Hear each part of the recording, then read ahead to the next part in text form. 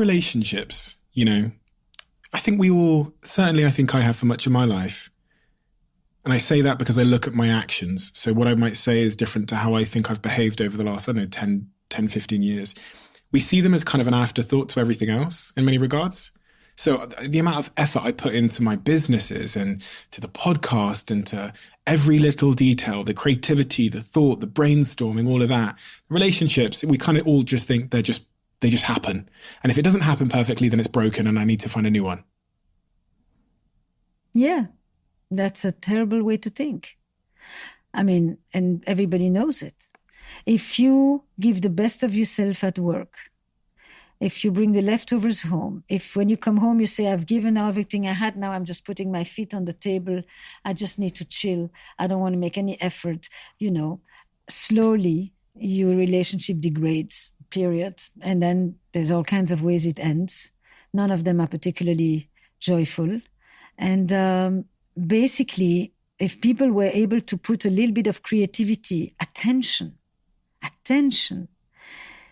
into their relationships as they do with their customers or their guests, relationships would be doing a lot better and my profession would be seeing a lot less people. I mean, there's no doubt.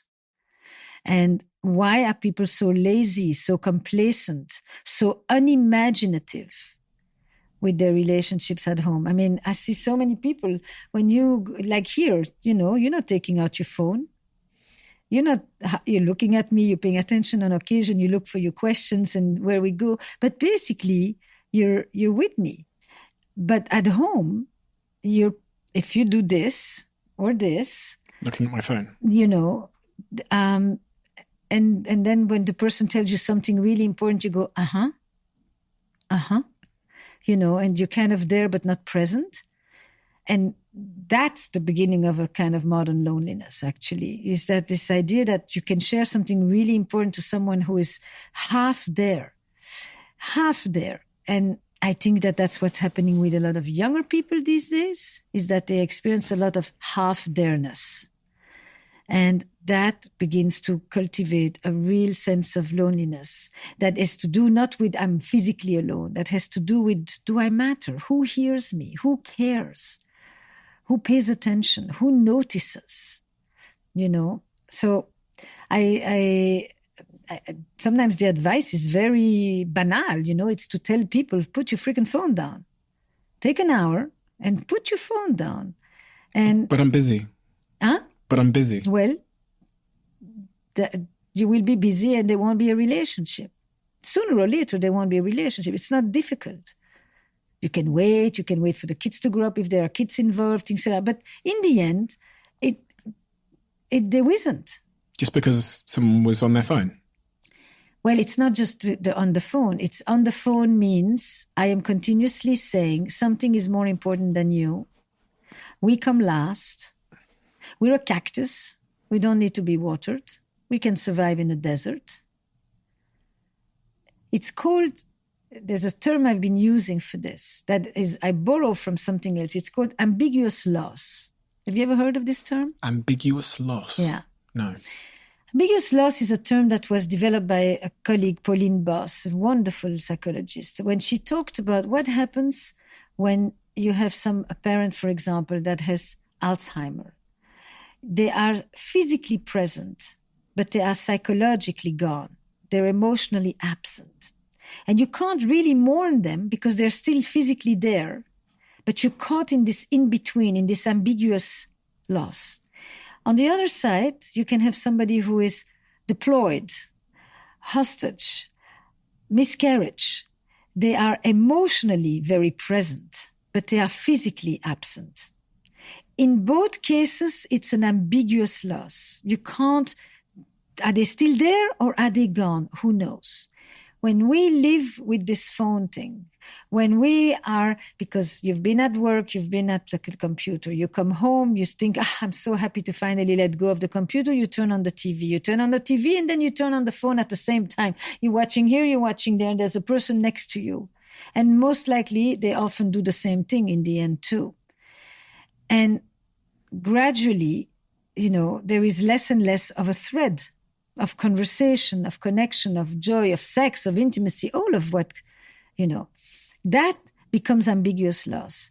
Somebody is there, but they're not really present. Is there a difference between me and the sofa? It's comfy. It's routine. You sit on me. But comfy and routine do not give us joy or meaning or relevance or connection. And that's what we still seem to want. So it means saying to people, it's actually not very, very complicated. What did people do for centuries? They took walks. That's one of the few times you can't click. So take a walk. Don't sit. Don't try to do, take a walk around the block and just be in motion. Then you parallel, it's not face to face, it's side by side. And then you can talk about the day. If you, instead of just saying, stop, you just said, let's go for a walk. It's London, but still you can, and let you do half an hour walk. You'll come back to me and you tell me what it will do. But it's amazing how these small interventions that are playful, creative, not digging, change the dynamic of the relationship. Because she is only pursuing you in part because of how much you are withdrawing. You change, she change. If you want to change the other, change yourself. Once you understood the figure eight and how we create the other, you understand that if you do something else, sooner or later, they do something else too. So if you want to change the other, change you. This is part of the question you asked me, right? What are some of the essentials understandings of working with relational systems? This is true at work, in companies. This is true in intimate relationships. This is not just for romantic love. This is foundations of relational systems. Feedback loop, it's called in cybernetics. So many busy couples can feel the spark in their relationship waning away slowly, but work isn't necessarily the first place you look. Like pulling out the phone at dinner isn't necessarily the place people look because that seems so small. So they aim at bigger things. They'll say, I don't know, something bigger. But are you saying that you believe much of it often starts with those small moments of disconnection where the person basically ends up becoming the sofa? The Gottmans call them bids for connection. Bids for connection. Bids. It's the little things. It's the difference between turning towards someone or turning away. When you read something, there's a classic example they give. Do you read something? Do you actually say, hey, did you read this? Let me send you this article. That's a bid for connection. It's not a big declaration, but it says, we're in this together. When I see something that's interesting that I think you would like to read as well, I share it. I'm thinking of you. I know you exist even if I'm not with you. Do you know what my partner said to me something about a year ago? And it always stayed with me because I thought that's such a strange thing to say. She said to me when we were in conflict resolution, so we were talking about things, she said, when I send you things on Instagram, in Instagram DMs, like I'll be out here now in New York. So she'll if she sees something interesting on Instagram, she sends it to me. She goes, you've stopped acknowledging it. I used to just like double tap on it or make a comment back. She goes, you stopped acknowledging it. And I thought, why does that matter? Why does it, like, you send me something, I watch the funny video, I crack on with my day. Because it's like when you receive a birthday gift, do you think? Yeah.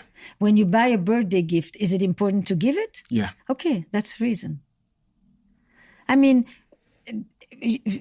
how would she know that you watched it if there is no acknowledgement? And the acknowledgement is not about the video or the DM. The acknowledgement is we share something. Well, it's even worse because it says seen on Instagram. So it says that I've seen it. Yes, but the seen it means that I have seen the video. The acknowledgement is we are part of a thread.